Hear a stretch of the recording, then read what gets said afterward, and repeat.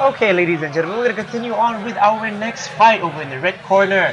We have Ethan Teo, and the blue corner we have Simon Khor. Ethan Teo coming all the way from Singapore. Both of these fighters are mainly going to be strikers, and I'm your commentator for this fight. My name is Danial Chee, and with me right here is Brian James Victor. Brian, how are you doing? I'm doing good, Daniel. Thank you for having me. I'm excited to see these big boys go at it, Daniel. Right, so this is one of the heavyweight fights.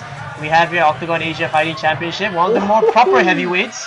When I say proper heavyweights, because there are two other fighters that's not really in the heavyweight category. Yeah, big head kick there from Ethan Teo. Exactly, man. I mean, I'm sorry, Daniel. I'm sorry to cut you in that introduction right here, but see, heavyweights throw like head kicks like that. Damn, that was something, man. Definitely an exciting match to watch. But like I said, because there are two other fighters in the heavyweight category that's not really heavyweight. There's Sahil Dahia and Ben Ice Festus. Both of them are more towards the middleweight category, weighing in about 80 plus. But these two boys, they are actually heavyweights, so weighing in more than 100 kilos. So, what would you say the difference are compared to these guys and like people like Banyas and Sahil? I mean, the weight difference. Well, weight makes a huge difference in MMA. I mean, that's why we have weight categories. That's because with more weight, you tend to be a little bit more stronger and definitely heavier when it comes to grappling, in the grappling stage of the fight. But getting back into the action of this fight, so far it's been quite the stand-up, a stand-up show. Stand up, yeah, definitely, definitely. You don't always see heavyweights take it to the ground. Most of the times, as much as you watch it in 1FC, UFC, all of these fighting tournaments, heavyweights, they tend to stand and bang, honestly, Daniel. And Yep. this is really what I'm expecting to see here.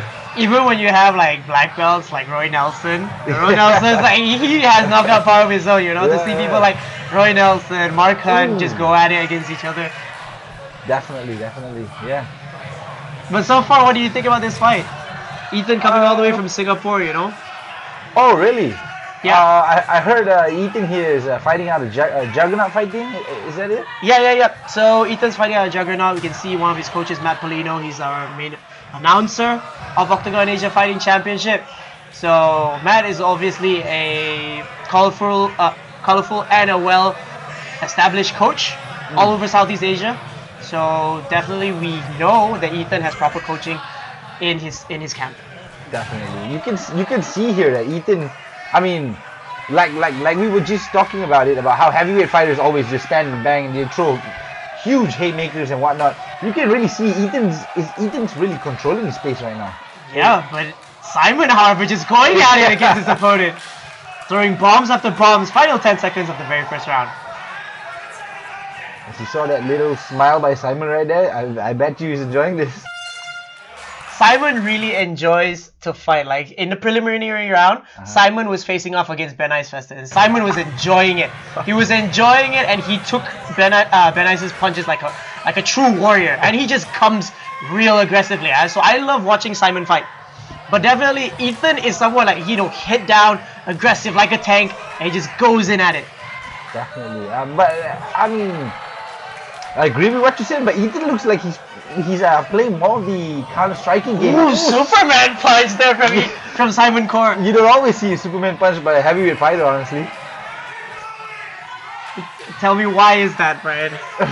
Because they're heavyweights for a reason. So many good combinations here from Simon Khor. Simon really just enjoying himself over here. Yeah, low kick there into those hooks. Big left hand there, nice slip and a dip from Ethan Teo. Ethan Teo bouncing off his feet. Show a little bit more footwork. Big haymaker from Simon Khor. A nice straight kick there by Simon here. Trade back and forth. Simon with a lot of sharp combinations. Yep, definitely. Body shot there coming up top as Ethan. It looks like that exactly what you just spoke about, that head down overhand left. It's really working for Ethan, honestly, because that left hand has been connecting with Simon's face for a couple of times now. Yeah, that right hand of Simon is really low because he's loading up on those punches. There you go, you see he loads up on that body shot.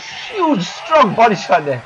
Man, I have to say, man, a body shot by heavyweight, that's no joke right there.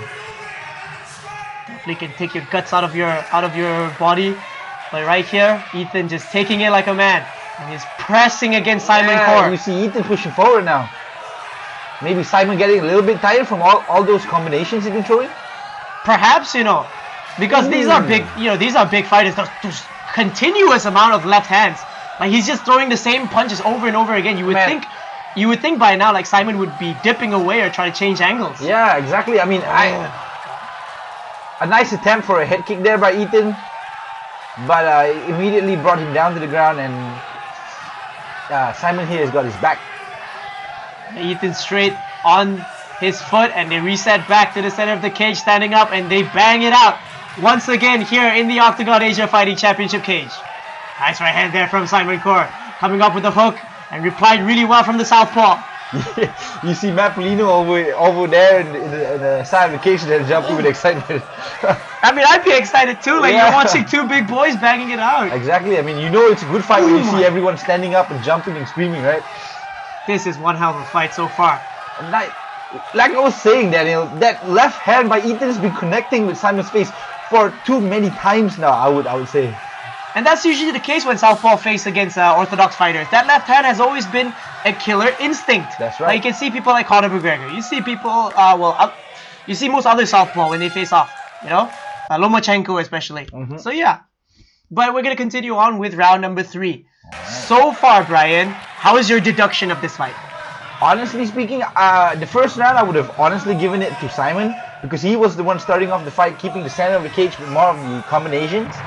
However, here in the second round of the fight, you see Ethan immediately taking forward, especially, like I said, with those left hands. He's been connecting so well with those left hands, and I would say it's pretty even.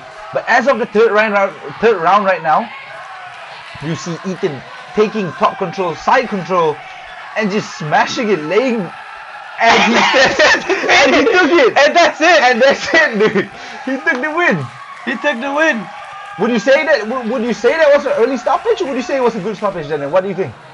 I mean, protect yourself at all times, right?